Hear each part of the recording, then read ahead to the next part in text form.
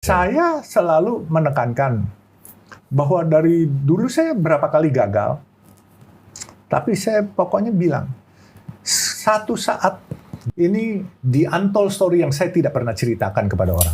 Aduh, makasih. Berarti saya bisa tangkap satu, jangan takut malu. Malu, aduh, lu nggak bisa maju. Kedua, jangan takut kotor. Yes.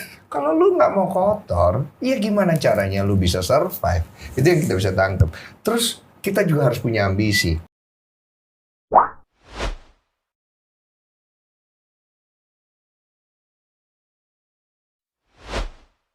Saya selalu menekankan bahwa dari dulu saya berapa kali gagal, tapi saya pokoknya bilang, satu saat, dikala saya umur 60, saya semua sudah settle, dan saya mau pensiun, semua udah ada.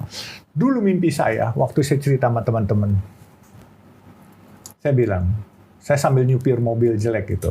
Ada teman perempuan satu, dia tanya, cita-cita lo apa sih? Katanya. Cita-cita gue, satu hari gue buat 10.000 perak.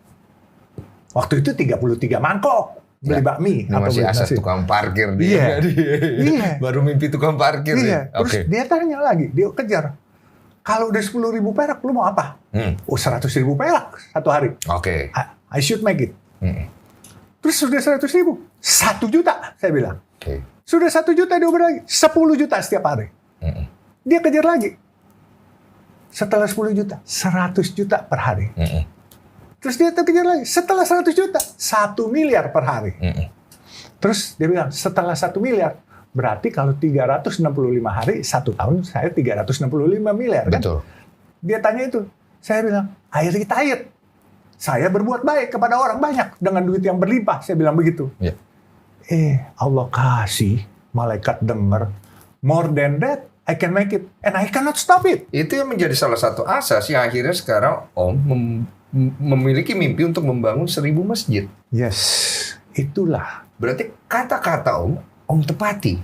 Yes. Berarti sesuatu hal yang kita inginkan, yang kita mimpikan, yang kita ucapkan harus berasal dari hati. Betul. Karena kebanyakan akhirnya seorang itu mempertanyakan, kok gue nggak bisa seperti itu, tapi hatinya sendiri tidak sesuai. Mungkin itu yang mungkin kita harus koreksi kali Om dari setiap diri kita ya. Betul, kadangkala lupa bahwa setiap kenikmatan yang diberikan oleh Tuhan, saya percaya ini kenikmatan bukan karena kepintaran kita, dari Tuhan. Yeah. Makhluk gaib yang kita panggil Tuhan itu yang memberikan kita. Yeah. Karena apa? Kalau mau kenikmatan begini, saya sekolah nggak tinggi, bos. Benar-benar saya sekolah nggak tinggi. Saya anak jalanan. Saya petarung jalanan. Tapi Allah kasih, alhamdulillah, saya bisa memperkerjakan profesor-profesor di tempat saya, gitu kan. Ada yang bilang orang yang paling pintar adalah orang yang mempekerjakan orang pintar dan tidak perlu pintar untuk melakukan hal seperti itu. Yes, tapi mungkin hanya perlu sebuah keikhlasan dari hati dan niat yang pastinya yang dijalani. Nah, aku melihat Om berhasil menjalani semua niat itu dengan baik. Belum saya masuk kepada sesi yang kenapa saya masuk Islam, saya ceritakan juga. Iya. Ini the untold story yang saya tidak pernah ceritakan kepada orang. Aduh, makasih. Saya pernah sekolah ke Amerika dengan keinginan saya. Waktu itu ayah saya tidak setuju, ibu saya tidak setuju. Boleh itu tahu umur kenapa? 17. Boleh tahu kenapa itu? Satu, karena memang tidak ada saudara di sana. Oh iya, lebih Kedua, kekhawatiran. saya di sini nakal. Oke. Takutnya Street fighter saya. Setiap seminggu itu masih 2 kali saya berkelahi sama orang di sekolah. Jadi ayah saya khawatir sana, tapi saya janji sama ayah saya, kasih saya kesempatan. Saya mau jadi orang baik. Kalau di Jakarta, saya nggak bisa jadi orang baik. Karena lingkungan saya preman-premanisme semua. berarti faktor lingkungan bisa membentuk kepribadian seseorang menjadi baik atau tidak baik. Yes. Silakan Om, lanjut. Nah, saya punya advisor, supir, sales rokok. Itu dia umur lebih tua dari saya 2 kali saya. Saya masih 17, dia udah 30 lebih. Tetapi saya sering ngobrol. Kalau pagi mereka datang, mereka siap sarapan, depan rumah saya ada warung, itu saya ikut nongkrong di warung. Kita ngobrol. Jadi jangan meng-underestimate supir-supir ataupun sales-sales. Karena ada hal-hal baik yang kita belum lewatin. Seperti tadi, Bung Denny bilang, Bung Denny pernah muda, tapi nggak pernah tua kan seperti saya. Belum. Saya udah, tapi akan nanti. Saya makanya kalahnya di situ. Kalau kau udah semua ibaratnya. Udah semua, makanya saya bilang udah uzur nih. Iya kan? Orang bilang udah bonus aja nih. Nah, jadi saya berangkat ke Los Angeles. Terus saya di Los Angeles, saya punya uang sekolah untuk 1 tahun. Waktu itu $1.000 1 bulan, Ya. $12.000. Oke. Ya, Waktu 1 itu tahun. dolar masih berapa? Dolar masih 600 ke 600, oke. ya. Dia ajak teman ke Las Vegas.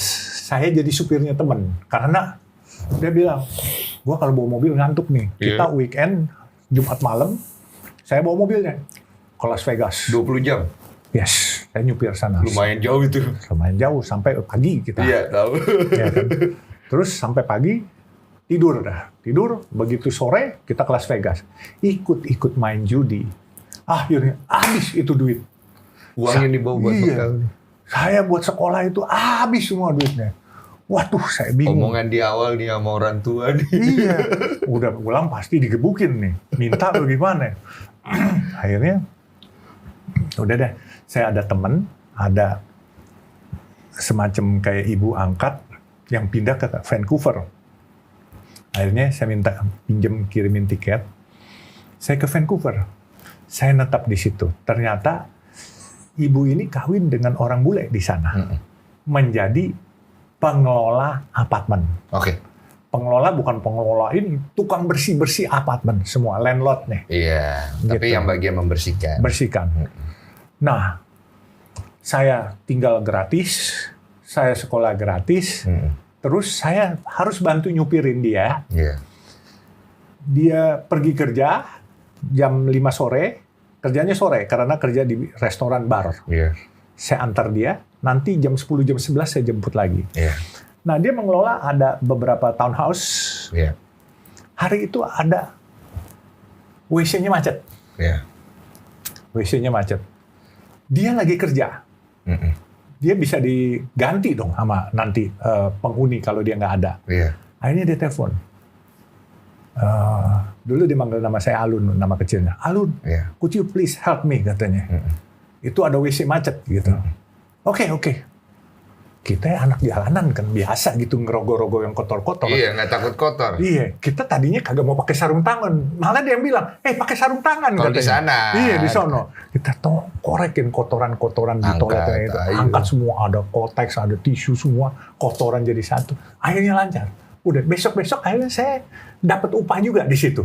Dibagi. Dia bilang, udah saya bilang, udah dah, saya kan tinggal di sini. Nah, akhirnya cari duit situ, terus saya baru pulang gitu kan, udah sekolah gitu. Dapat tambahan lagi. Dapat tambahan situ. Jadi nggak usah malu.